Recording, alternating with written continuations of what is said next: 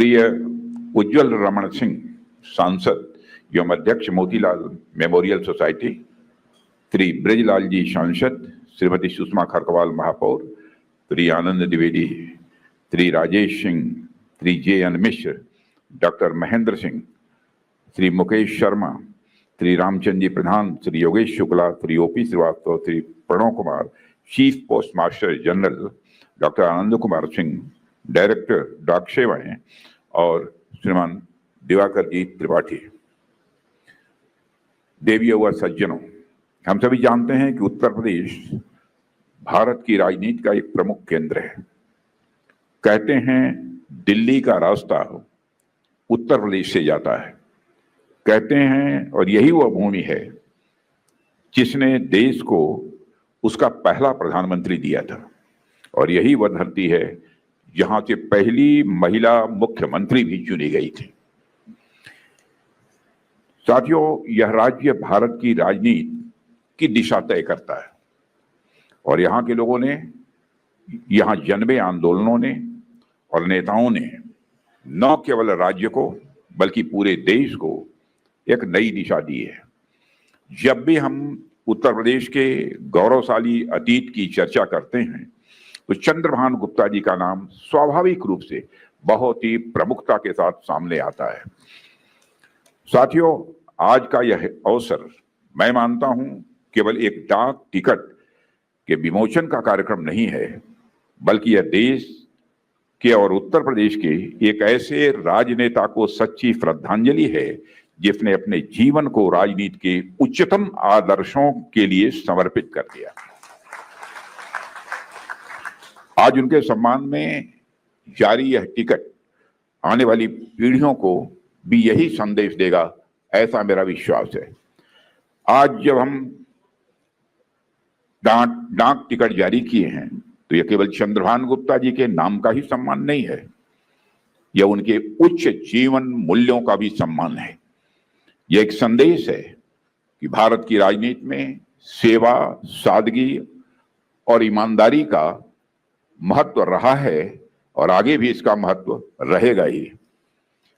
आप जानते हैं, जब हमारा देश आजाद हुआ और संविधान लागू हुआ और आधुनिक लोकतंत्र की नींव पड़ी, उस समय हमारा देश कई बड़ी बड़ी समस्याओं से जूझ रहा था।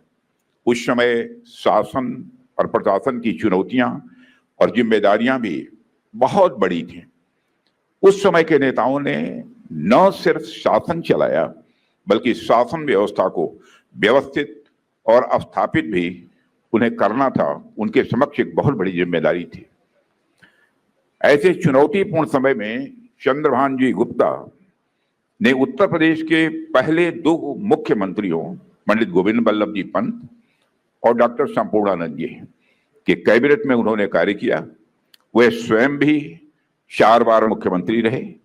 जब वह पहली बार उत्तर प्रदेश के मुख्यमंत्री बने थे तो उन्होंने सबसे पहले ही दिन सभी मंत्रियों के वेतन और भत्ते कम करने का काम किया था, जिससे मितव्ययिता को स्वाभाविक रूप से बढ़ावा दिया जा सके और सरकार के खर्च को कम किया जा सके।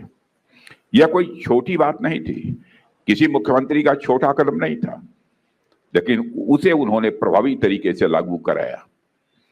ऐसा भी कहा जा सकता है, आज जो प्रशासनिक व्यवस्था देश और प्रदेश में जो चल रही है, उसकी नींव बनाने में चंद्रभान गुप्त जैसे लोगों का बहुत बड़ा योगदान है।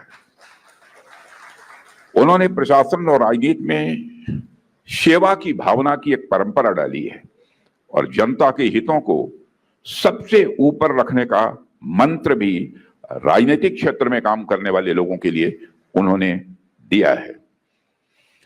कल मैं जब अपने कार्यकर्ताओं को संबोधित कर रहा था तो मैंने उसमें यह वाक्य कहा था, यह जो मंत्री का पद होता है यह सत्ता की कुर्सी नहीं है बल्कि एक सेवा की चौकी है। तो सचमुच सत्ता के पद को, मंत्री पद को, मुख्यमंत्री पद को उन्होंने के शासन का कोई बड़ा पद माना हो, बड़ी जिम्मेदारी नहीं मानी हो, बल्कि एक सेवा के चौकी के रूप में आजीवन चंद्रभान जी गुप्त ने उसका निर्वाह किया है।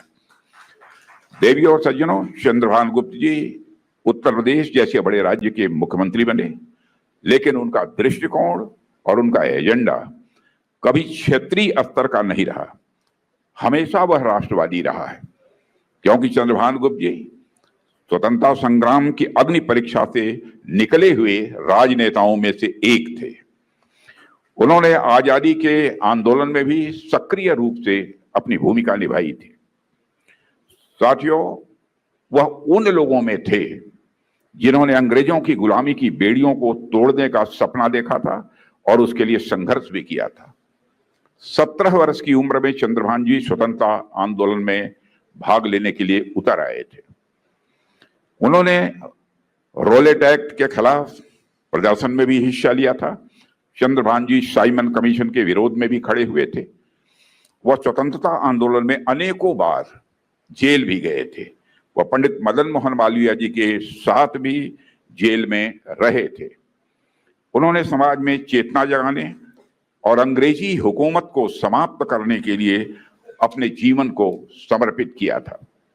आज हम सभी इस कार्यक्रम के लिए लखनऊ में एकत्रित हुए हैं। चंद्रभान गुप्त जी ने लखनऊ विश्वविद्यालय से ही वकालत की पढ़ाई की थी, जैसा वाजपेयी जी ने बताया, और हम सभी जानते हैं कि लखनऊ भारत की आजादी के आंदोलन का एक प्रमुख केंद्र प्रारंभ से ही रहा है। अगस्त 1925 में लखनऊ के करीब एक रेलवे स्टेशन पर ऐसी घटना हुई जिसने अंग्रेजी हुकूमत की नींव को हिलाकर रख दिया था। आजादी की लड़ाई लड़ रहे क्रांतिकारियों ने काकोरी रेलवे स्टेशन के करीब भारत की आजादी के लिए ब्रिटिश खजाना लूटा था, जिसमें राम प्रसाद बिस्मिल जी, अशफाकुल्लाह खां और सचिन नाथ बख्शी जैसे क्रांतिकारी भी शामिल थे। साथियों, काकोरी कांड में कई लोगों को गिरफ्तार किया गया था और इन सब पर ब्रिटिश सरकार ने मुकदमा चलाया था। कई बड़े नेता जैसे मदन मोहन मालवीय जी, लाला लाजपत राय जी, इन क्रांतिकारियों के समर्थन में उस समय खड़े हुए थे। जब काकोरी कांड का ट्रायल शुरू हुआ तो क्रांतिकारियों की तरफ से दिग्गज वकील गोविंद बल्लभ जी पंत जी के साथ चंद्रभान जी गुप्त भी उनके साथ कोर्ट में खड़े हुए थे, उतरे थे और वकालत की थी उन्होंने। चंद्रभान गुप्त जी ने अपनी वकालत की पढ़ाई का देश के क्रांतिकारियों के पक्ष में सदुपयोग करके यह साबित कर दिया कि वह एक सच्चे राष्ट्रभक्त थे। यह संयोग ही है कि इस साल काकोरी कांड की 100वीं वर्षगांठ भी मनाई गई है। साथियों, काकोरी लखनऊ से कुछ ही दूर पर स्थित है और लखनऊ का इस ऐतिहासिक घटना से बहुत ही नजदीकी रिश्ता भी है। इसलिए मेरा प्रयास यह होगा काकोरी कांड के शताब्दी वर्ष को इस शहर के साथ साथ अन्य स्थानों पर भी ठीक तरीके से, भव्य तरीके से मनाया जाए। साथियों, चंद्रभान जी गुप्ता का जीवन आम जन के लिए यह समर्पित था। वह हमेशा कमजोर वर्ग के लिए कार्य करते रहे और किसानों के लिए उनके मन में एक अलग स्थान था। जब उन्होंने हमारा संसार नाम की फिल्म देखी जिसमें किसानों की समस्या की बात की गई थी, तो उन्होंने तत्कालीन मुख्यमंत्री सुचेता कृपलानी जी से बात करके इस फिल्म को टैक्स फ्री कराया था। तो चंद्रभान जी गुप्त ने कराया था क्योंकि यह किसानों से संबंधित था।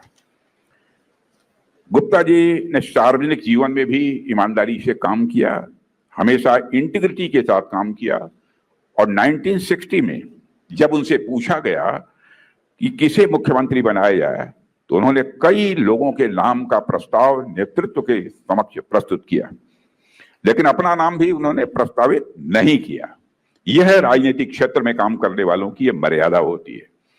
और आज की राजनीति में यदि से पूछा जाए कि मुख्यमंत्री किसे बनाया जाए, मंत्री बनाया जाए, आज लोग एक पहला नाम अपना लेंगे और उसके बाद तब फिर दूसरे, तीसरे, चौथे स्थान पर दूसरों का नाम लेंगे।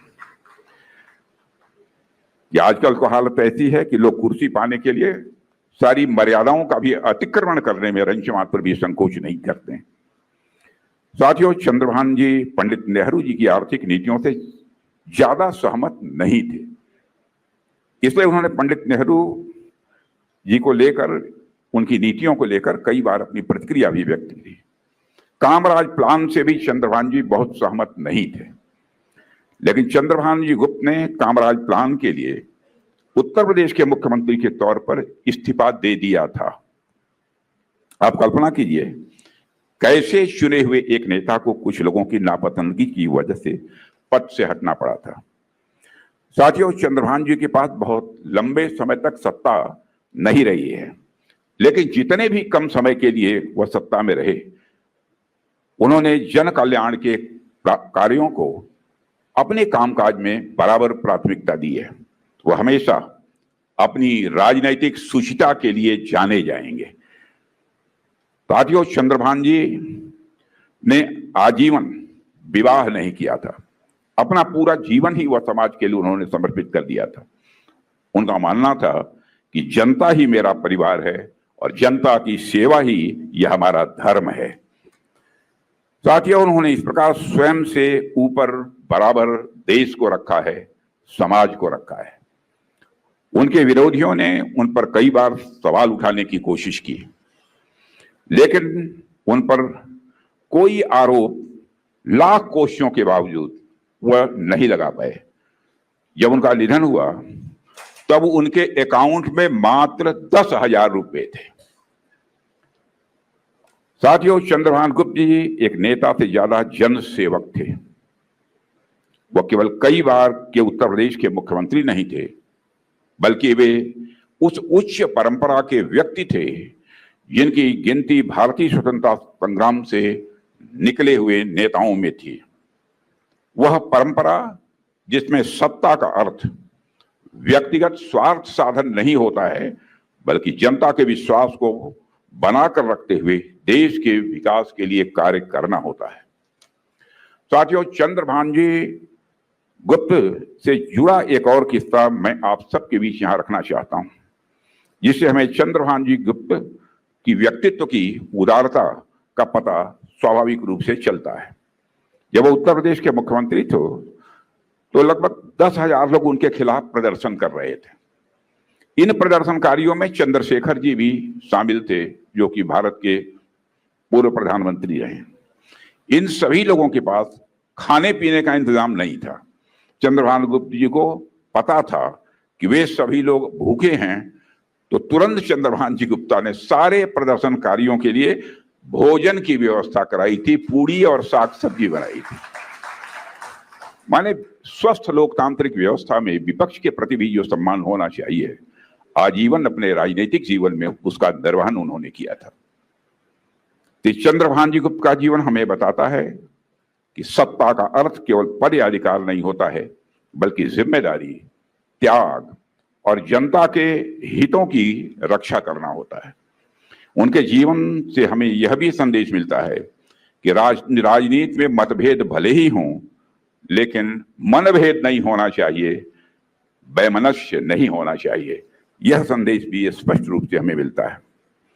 वो अपने मित्रों और विरोधियों दोनों के साथ बहुत ही विनम्रता और सम्मान के साथ पेश आते थे, और यही वजह थी कि उनके कई विरोधी निजी तौर पर उनका सम्मान करते थे।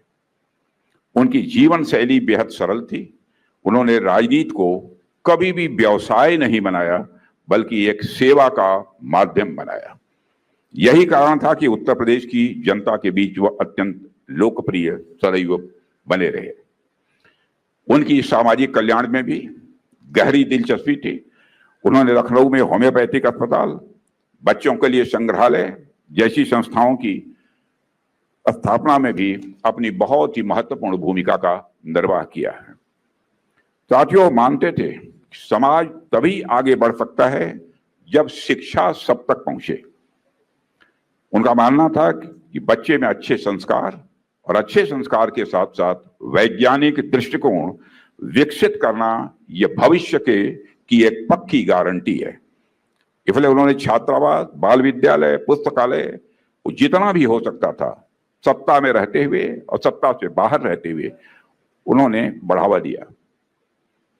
साथियों, आज उत्तर प्रदेश में भी मैं कह सकता हूं कि यहाँ के मुख्यमंत्री जी भी उत्तर प्रदेश विकास की एक नई कहानी लिखने की अपनी तरफ से भरपूर कोशिश कर रहे हैं।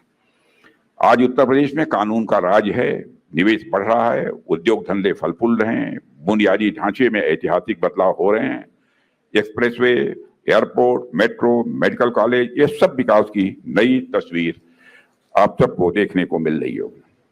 देश की सुरक्षा, उत्तर प्रदेश की सुरक्षा व्यवस्था में भी योगदान बड़ा है उत्तर प्रदेश का। मैंने पहले भी कहा है, उत्तर प्रदेश की धरती पर आज मैं समझता हूं कि कम से कम कोई बदमाश सीना तान कर चलने की हिम्मत नहीं कर सकता है। अभी कुछ ही दिनों पहले मैंने लखनऊ में एक ब्रह्मोस एयर स्पेस की इंटीग्रेशन और टेस्टिंग फैसिलिटी का उद्घाटन किया था। आप लोगों ने देखा होगा, जो ऑपरेशन सिंदूर हुआ, उस ऑपरेशन सिंदूर में ब्रह्मोस ने करिश्माई काम किया है, ब्रह्मोस मिसाइल ने। और इतना ही नहीं, ब्रह्मोस मिसाइल ने जो करिश्मा दिखाया है, उसके बाद दुनिया के लगभग 14-15 देशों ने भारत से ब्रह्मोस मिसाइल की मांग की है। तब ब्रह्मोस मिसाइल अब लखनऊ से भी एक्सपोर्ट की जाएगी। यह फैसिलिटी रक्षा क्षेत्र में मैं समझता हूं हमारे देश की जो हमारी आत्मनिर्भरता है उसको मजबूती देगी, और साथ ही इससे रोजगार का भी सृजन होगा। और मेरा प्रयास यही है कि यहाँ और इंडस्ट्रीज भी आए, ताकि लखनऊ के साथ साथ प्रदेश का भी तेजी से विकास हो। साथियों, अपनी बात समाप्त करने के पहले एक घटना का मैं जिक्र करना चाहूंगा। जब हमारी उम्र लगभग 25.5 या 26 के आसपास रही होगी, मैं मिर्जापुर विधानसभा क्षेत्र से विधानसभा का चुनाव लड़ रहा था। जनता पार्टी उस समय थी। चंद्रभान जी गुप्त एक सार्वजनिक सभा को संबोधित करने के लिए मिर्जापुर में गए थे। मेरे पक्ष में, माने मेरी विधानसभा की जनता को संबोधित कर रहे थे।